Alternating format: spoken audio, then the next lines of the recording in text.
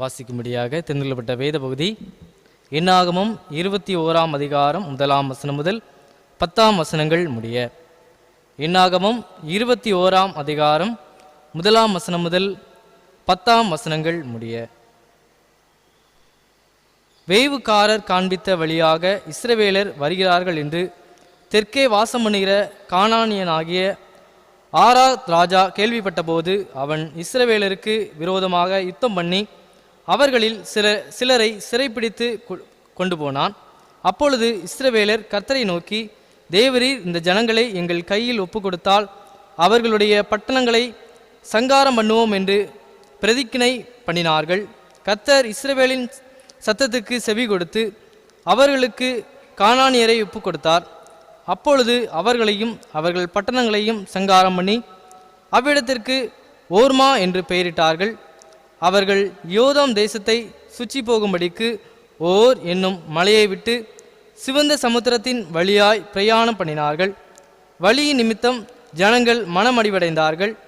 ஜனங்கள் தேவனுக்கும் மோசேக்கும் விரோதமாக பேசி, நாங்கள் வனாந்தரத்திலே சாகும்படி நீங்கள் எங்களை எகிப்து தேசத்திலிருந்து வரப்பண்ணினதென்ன?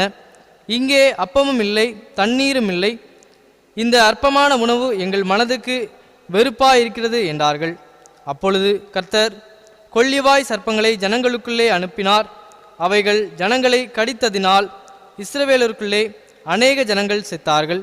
அதனால் ஜனங்கள் மோசேயினிடத்தில் போய், நாங்கள் கர்த்தருக்கும் உமக்கும் விரோதமாய் பேசினதினால் பாவம் செய்தோம். சர்ப்பங்கள் எங்களை விட்டு நீங்கும்படி கர்த்தரை நோக்கி விண்ணப்பம் பண்ண வேண்டும் என்றார்கள். மோசே ஜனங்களுக்காக விண்ணப்பம் பண்ணினான். அப்பொழுது கர்த்தர் மோசேயை நோக்கி, நீ ஒரு கொள்ளிவாய் சர்ப்பத்தின் உருவத்தை செய்து அதை ஒரு கம்பத்தின் மேல் தூக்கி வை.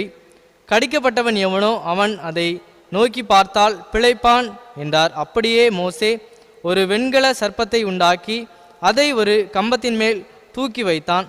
சர்ப்பம் ஒருவனை கடித்தபோது அவன் அந்த வெண்கல சர்ப்பத்தை நோக்கி பார்த்து பிழைப்பான். இஸ்ரவேல் புத்திரர் பிரயாணப்பட்டு போய் ஓபோத்தில் பாளையம் இறங்கினார்கள் என்பது வாசிக்கும்படியாக தெரிந்து கொள்ளப்பட்ட வேத பகுதி வாசித்து முடிந்தாய்.